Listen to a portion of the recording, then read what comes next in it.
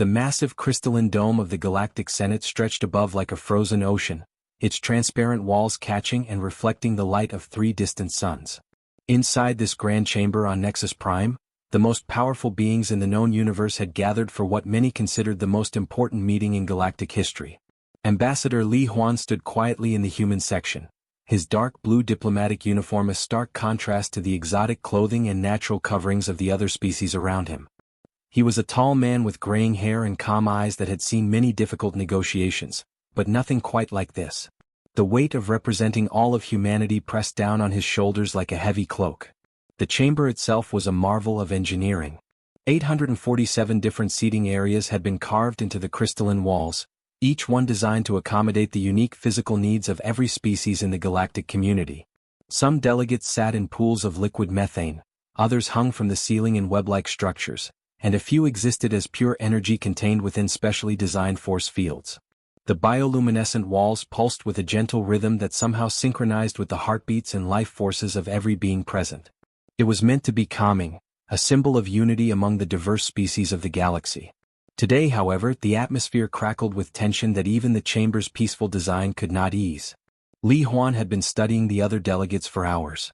The ancient Valorians, tall and elegant with their silvery skin that seemed to shimmer like liquid mercury, had ruled the eastern spiral arm for 50,000 years. Their representative, Archon Veltar, watched the humans with barely concealed disdain. To beings who had mastered space travel when Earth was still covered in ice, humanity was nothing more than children playing with dangerous toys. The Kethmori delegation occupied a section near the chamber's center, their insect-like forms clicking and buzzing in their complex musical language. They had built the galaxy's most efficient trade networks and controlled much of the interstellar commerce. Their compound eyes reflected the chamber's light in rainbow patterns as they observed the proceedings with the patience of creatures who thought in terms of millennia rather than years. Near the top of the dome, the Nexari floated in their environmental suits, beings of pure thought who had long ago abandoned physical form except when necessary for diplomatic meetings. They were the galaxy's greatest philosophers and had helped write most of the laws that governed interstellar relations. Even they seemed curious about how this young species would respond to the ultimatum they faced. The Zephyrian Chancellor was an impressive figure even by galactic standards. Standing nearly 10 feet tall, his reptilian form was covered in scales that changed color based on his emotions. Right now, those scales showed a deep purple that indicated serious determination mixed with growing impatience.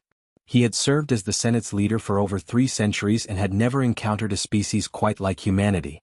Ambassador Li, the Chancellor's voice filled the chamber through the universal translation system, each word carefully chosen and weighted with authority. The Cosmic Compliance Act represents the wisdom of ages. Every species that has joined our galactic community has recognized the need for order, for rules that prevent the chaos of uncontrolled expansion and resource exploitation. Li Huan nodded respectfully but said nothing. He had read the treaty document dozens of times during the long journey to Nexus Prime. The terms were presented as reasonable compromises, necessary steps to maintain peace among the galaxy's many species.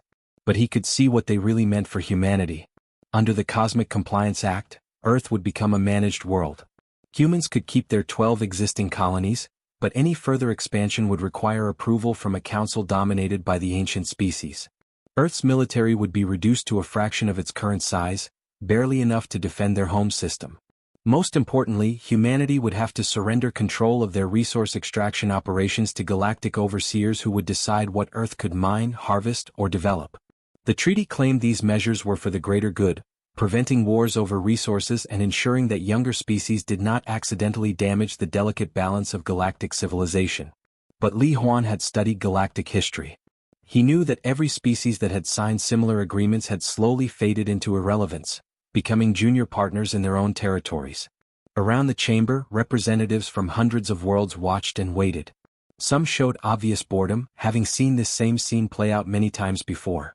Others, particularly delegates from younger species, seemed more interested in humanity's response.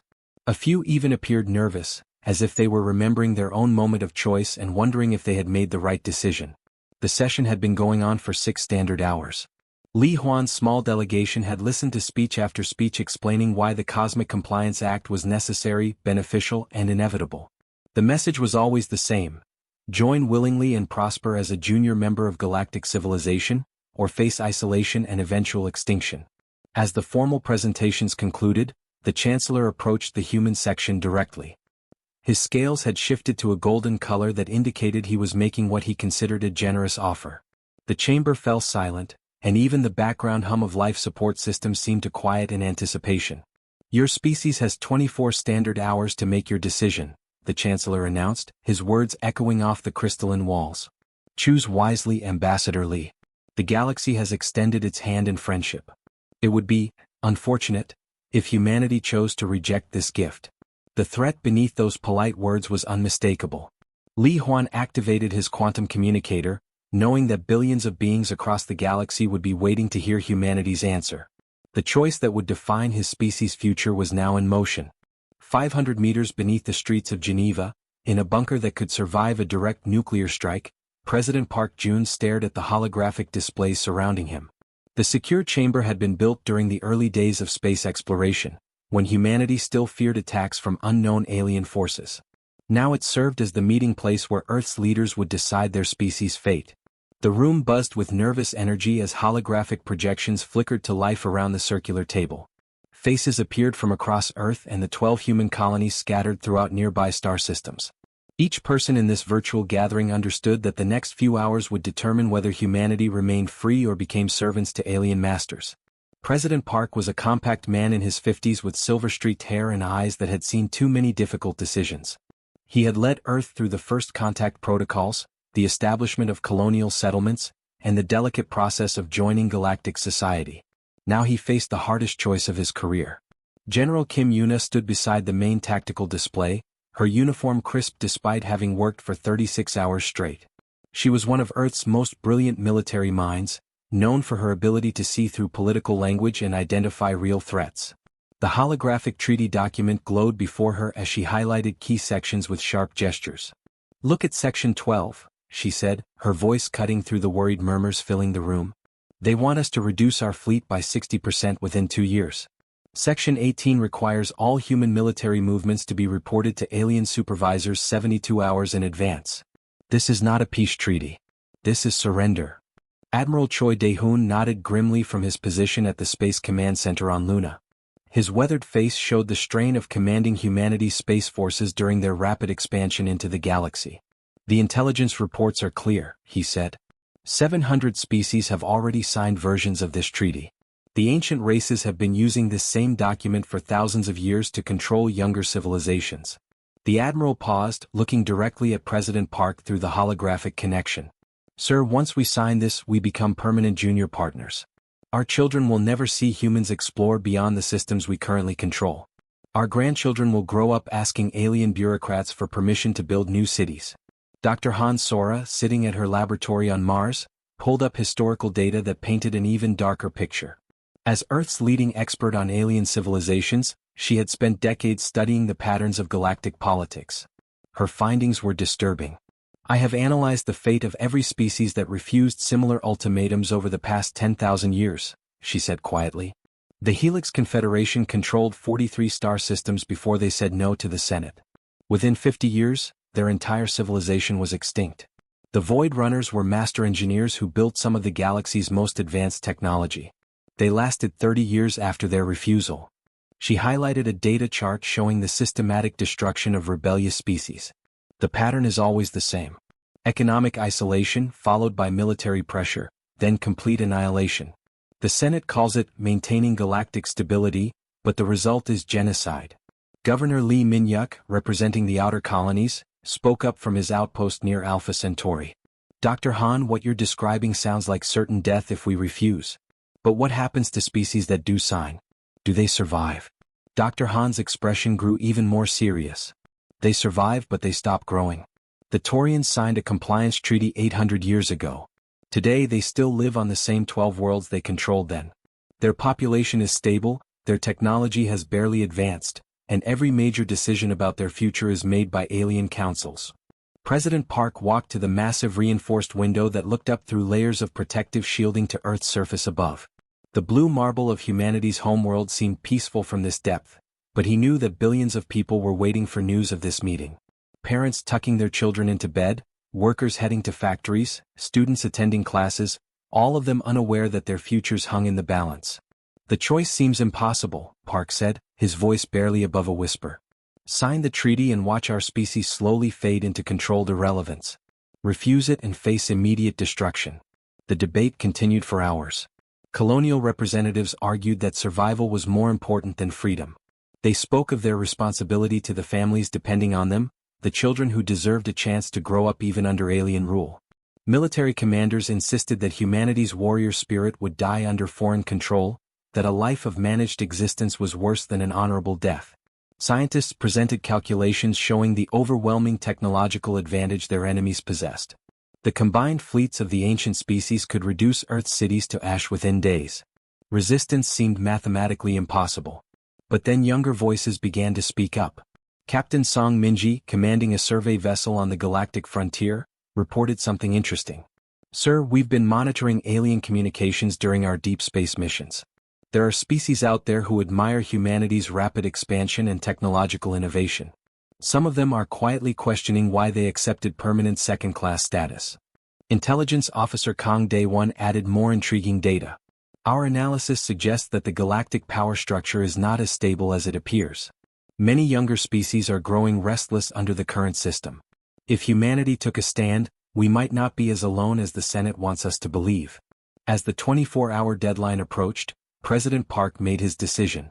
He opened a quantum-encrypted channel to Ambassador Li Huan on Nexus Prime, knowing that this single communication would echo through history. Ambassador, deliver our response exactly as we discussed. No explanations, no justifications. Just the word we agreed upon. Park's voice was steady despite the magnitude of what he was ordering. The die is cast. Across human space, from Earth to the farthest colonies, people stopped their daily activities and waited. The answer that would define their species' destiny was about to be delivered. The walk to the central podium felt like the longest journey of Li Huan's life. Each step echoed through the massive crystalline chamber, the sound seeming to bounce off the walls and return to him magnified. The bioluminescent patterns in the walls had shifted to a deep blue, reflecting the tension that filled every corner of the vast space.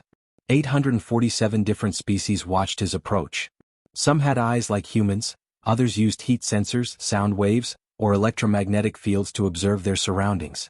But all of them were focused on the lone figure walking across the polished floor toward the speaking platform at the chamber's center. Li Huan could feel the weight of their attention like a physical force pressing against him. He had given speeches before, negotiated trade deals, and represented Earth in dozens of diplomatic meetings. But nothing had prepared him for this moment when the words he spoke would determine the future of every human being alive. Behind him, his small delegation sat in the human section with carefully controlled expressions. Economic advisor Yoon Minji had spent weeks analyzing what the treaty would mean for Earth's economy. Her reports showed that accepting alien oversight would cripple human innovation and reduce their colonies to resource extraction centers for more advanced species. Military attaché Song Kyung-go understood the military implications better than anyone. The 60% reduction in Earth's fleet would leave humanity defenseless against any species that decided to ignore the treaty's protection clauses. History showed that such protections were only as strong as the political will to enforce them, and political will could change quickly in galactic affairs.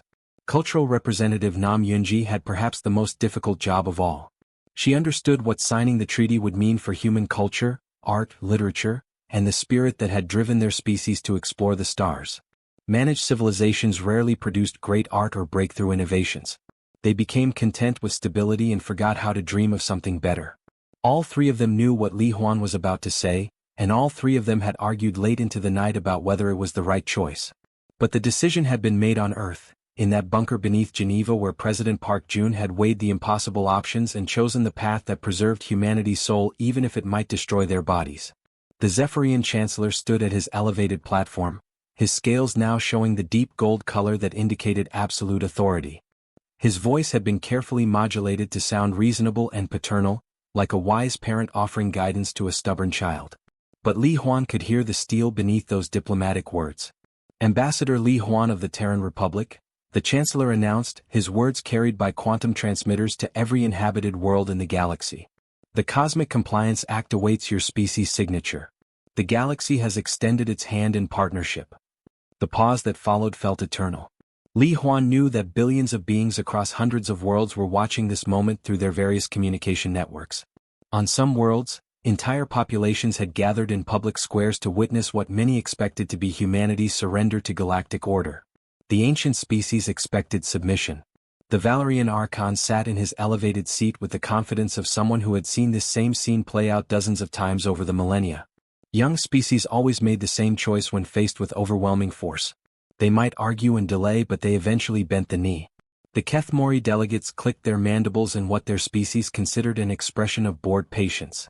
Their compound eyes reflected the chamber's light as they waited for the predictable conclusion to this diplomatic theater. In their experience, all species eventually chose survival over pride. Even the energy beings known as the Nexari, floating in their containment fields near the chamber's apex, seemed certain of the outcome. They had helped write the compliance protocols used throughout galactic history. The mathematics of power were simple and absolute. Resistance was illogical when faced with impossible odds. But scattered throughout the chamber, representatives from younger species watched with different eyes. The Procyon delegate, whose people had signed their own compliance treaty only 3 centuries earlier, leaned forward with unusual interest. The Altarian observer, representing a mining civilization that surrendered their independence 2 millennia ago, seemed tense despite their typically calm demeanor. These younger species remembered what it felt like to make the choice that Li Huan now faced. They remembered the moment when their own ambassadors had stood in similar chambers and traded their freedom for survival. Some still wondered if they had made the right decision. Li Huan reached the central podium and stopped. The platform was designed to accommodate speakers from any species, adjusting its height and configuration automatically. For humans, it rose to the perfect level, placing Li Huan where his voice would carry clearly throughout the enormous space. The silence was complete now. Even the background hum of life support systems seemed muted, as if the chamber itself was holding its breath. Li Huan activated his translation matrix, a small device that would ensure his words were converted into every language and communication method used by the assembled species. He could feel President Park Jun's instructions burning in his mind. The single word that would answer thousands of years of galactic precedent. The response that no species in recorded history had ever given when faced with unanimous Senate demands.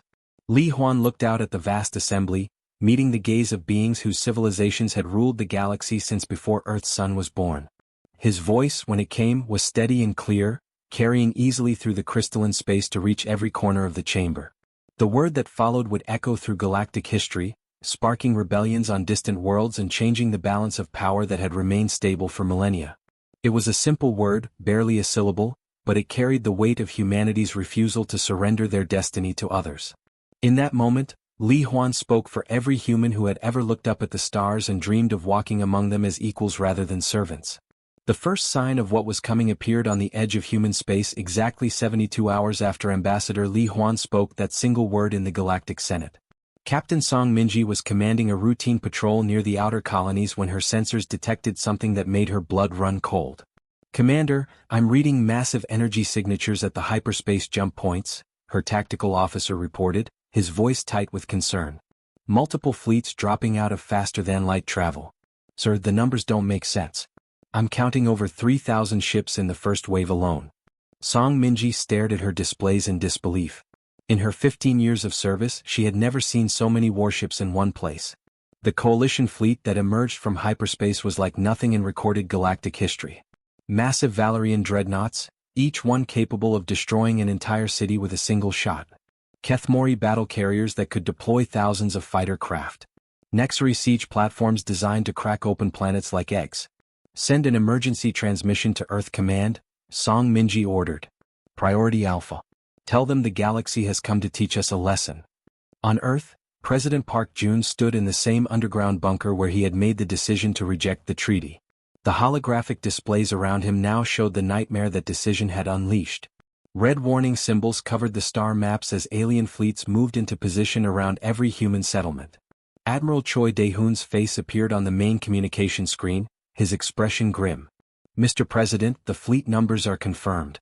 12,000 warships from 47 different species. They've cut off all escape routes from human space. This isn't just an invasion force, it's an extermination fleet." General Kim Yuna stood beside the tactical displays, her fingers tracing the enemy positions. "They're not even trying to hide their intentions," she said quietly. "No demands for surrender, no offers to negotiate. They're positioning for a systematic destruction of every human settlement." The isolation had begun even before the fleets arrived. Trade ships that had carried goods between human colonies and alien worlds simply stopped coming. Communication networks that had connected Earth to the galactic internet went silent. Human diplomats and businesspeople found themselves arrested or expelled from every alien world they had been living on. On the colony world of New Busan, Governor Lee Tae-hyun watched as the orbital trading stations emptied of alien merchants. "It's like we've been erased from existence," he reported to Earth. "The aliens who worked with us for decades are acting like they never knew us. Some seem afraid to even look at humans now." The propaganda war was just as intense as the military buildup. Across the galaxy, news networks broadcast endless programs about humanity's dangerous arrogance and threat to galactic stability. Zephyrian news anchors spoke of humans as a cancer that must be removed before it spreads. Valerian commentators discussed the unfortunate necessity of making an example that would prevent other young species from making similar mistakes. The message was clear to every civilization in the galaxy. This is what happens to species that refuse to obey the ancient order.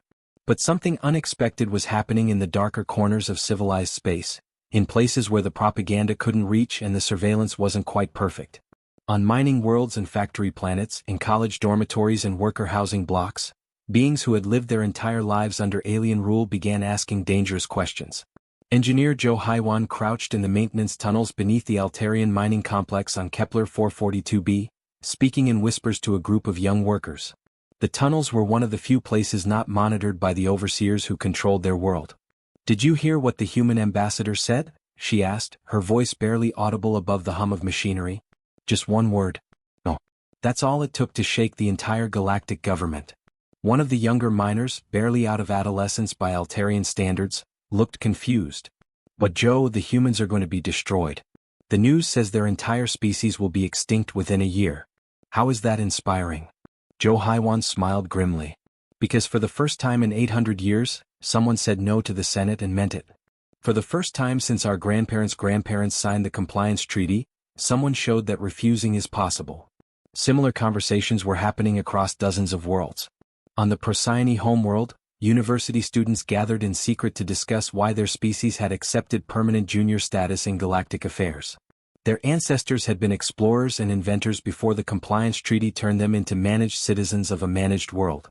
In the Tau Ceti system, intellectuals began circulating underground essays questioning the entire galactic power structure. Why should civilizations that had mastered space travel and built wonders of technology accept orders from aliens who happen to be older? Why should being young in galactic terms mean being powerless forever? The ancient species noticed the unrest but dismissed it as temporary excitement that would fade once humanity was destroyed. The Valerian Archon issued statements saying that young species always tested boundaries but eventually learned to accept their proper place in the cosmic order. But Intelligence Officer Kang Min-soo, monitoring alien communications from his hidden listening post in the asteroid belt, saw patterns that the galactic powers were missing. "Sir," he reported to President Park, "we're intercepting communications from 17 different species showing internal dissent. Underground movements, secret meetings, banned publications. Our refusal isn't just defying the Senate, it's showing others that defiance is possible." President Park studied the intelligence reports with growing amazement. "You're saying that saying no is contagious?" "Exactly, sir. The idea is spreading faster than the Senate can contain it. These species have been controlled for so long that they forgot they had a choice. We reminded them. As the massive coalition fleet moved closer to human space, carrying enough firepower to turn planets into floating debris, something dangerous was loose in the galaxy. For the first time in millennia, beings across hundreds of worlds were remembering what it meant to be free. The Senate had intended humanity's destruction to be a lesson to the galaxy. Instead, it was becoming the spark that would ignite the greatest rebellion in galactic history. The massive coalition fleet dropped out of hyperspace at the edge of the Sol system, expecting to find a broken and desperate humanity ready to surrender. What they found instead would change the course of galactic history forever. Admiral Choi Dae-hoon stood on the bridge of the TSFS New Sol, watching his tactical displays as 12,000 enemy warships moved into attack formation. The flagship was humanity's newest vessel, built in the orbital shipyards above Earth during the tense weeks following their rejection of the treaty. But it looked nothing like the ships that had carried humans to the stars before. "Admiral, all defensive systems are online," reported Fleet Engineer Park Soyoung from her position at the engineering station. Her hands moved quickly across holographic controls that monitored technologies that hadn't existed a month ago. The quantum fold generators are stable, and the self-replicating platforms are spreading throughout the system. The isolation that was meant to weaken humanity had instead driven them to innovations that the galaxy had never seen. When cut off from alien technology and trade networks, human scientists and engineers had worked around the clock to develop new ways to defend their worlds. What they created surprised even themselves. Captain Lee Jungmin's voice crackled over the communication system from the destroyer Busan. "Admiral, sensors show the enemy fleet is moving into standard attack formation. Valerian dreadnoughts taking the center, Kethmori carriers deploying fighter screens, Nexari siege platforms moving to bombardment range." Admiral Choi nodded grimly. The alien fleet was following tactics that had worked for thousands of years against species after species. Overwhelming firepower delivered in coordinated waves until resistance collapsed. But they had never faced an enemy quite like humanity. The first communication from the coalition fleet came exactly as expected. Valerian Admiral Tichrex, commanding from his flagship Eternal Dominance, transmitted on all frequencies with the arrogance of someone who had crushed dozens of rebellious species. "Terran vessels, you are surrounded and outnumbered 400 to 1. Your defiance has brought unnecessary suffering to your people. Surrender immediately and some of your colonies may be allowed to survive as examples of Senate mercy." Admiral Choi activated his own transmitter, broadcasting his response not just to the enemy fleet but to every monitoring station in the galaxy. His voice was calm but carried the strength of an entire species that had chosen freedom over safety. "This is Admiral Choi Dae-hoon of the Terran Defense Force. You came here expecting to find a conquered people. Instead, you will discover what happens when humanity says no and means it." What followed was unlike any battle in recorded galactic history. The human ships moved in ways that defied physics as the aliens understood it. Quantum fold generators allowed them to bend space around their vessels, appearing and disappearing throughout the enemy formation like ghosts made of metal and energy. The new Soul vanished from its position in front of the enemy fleet and reappeared directly behind a Valerian dreadnought, its weapons tearing through shields that had never been designed to defend against attacks from impossible angles. The destroyer Busan folded space to appear inside a formation of Kethmori fighters, its defensive systems creating a bubble of twisted spacetime that crushed the smaller craft like insects. But the most shocking surprise came from the defensive platforms that had been quietly spreading throughout the Sol system. What looked like simple weapons platforms suddenly began to change, growing and multiplying as their molecular engineering systems activated. Each platform could create copies of itself using raw materials from asteroids and space debris. "Sir, the platforms are replicating faster than projected," Park Soyoung reported with amazement in her voice. "We started with 50 units 3 hours ago. Sensors now show over 2,000 and the number is growing exponentially." The alien fleet found itself facing an enemy that grew stronger as the battle continued. Every platform they destroyed was replaced by 3 more. Every human ship that seemed to be in trouble simply folded space and appeared somewhere else, striking from unexpected directions. On the bridge of the Eternal Dominance, Admiral Tichrex stared at his tactical displays in disbelief. His fleet was being systematically torn apart by an enemy that shouldn't have been able to resist for more than a few minutes. Valerian dreadnoughts, ships that had ruled space battles for millennia, were being reduced to floating debris by human vessels a fraction of their size. "How is this possible?" he demanded from his tactical officer. "Our intelligence said they had primitive technology barely 3 centuries in space." But across the galaxy, something even more dangerous was happening. The underground resistance movements that had been inspired by humanity's defiance were watching the battle through hijacked communication networks. When they saw human ships defeating the most powerful fleet in galactic history, their whispered conversations turned into open rebellion. On the mining world of Kepler 442b, engineer Jo Haiwan led her fellow Altarian workers in storming the control center. "The humans are winning," she shouted to her comrades as they overwhelmed the alien overseers. "If they can defeat the Senate's fleet, we can free our own world." Similar uprisings erupted across dozens of planets. Young Procyon seized government buildings on their homeworld, declaring independence from the ancient rulers who had controlled their destiny for centuries. Tau Cetian intellectuals broadcast revolutionary messages that spread like wildfire through communication networks the Senate thought it controlled. The carefully maintained order that had kept the galaxy stable for thousands of years began crumbling in a single day. Species after species announced their withdrawal from compliance treaties, their intention to chart their own courses among the stars. In the Sol system, the battle was reaching its conclusion. The mighty coalition fleet that had arrived to destroy humanity was now scattered wreckage floating in space. Admiral Choi watched from his bridge as the few surviving alien ships retreated into hyperspace, carrying news of their impossible defeat back to their homeworlds. President Park Jun's voice came over the secure channel from Earth. Admiral, reports are coming in from across the galaxy. Revolution has broken out on 47 worlds. The Galactic Senate is in emergency session, and 3 major species have formally announced their independence. As the last enemy ships disappeared into hyperspace, Admiral Choi realized that humanity had won something far greater than a single battle. They had shown the galaxy that the word no still had power, that freedom was possible for any species brave enough to reach for it. The age of unquestioned alien dominance was over. A new era of galactic freedom had begun, sparked by one species that refused to surrender their dreams to fear.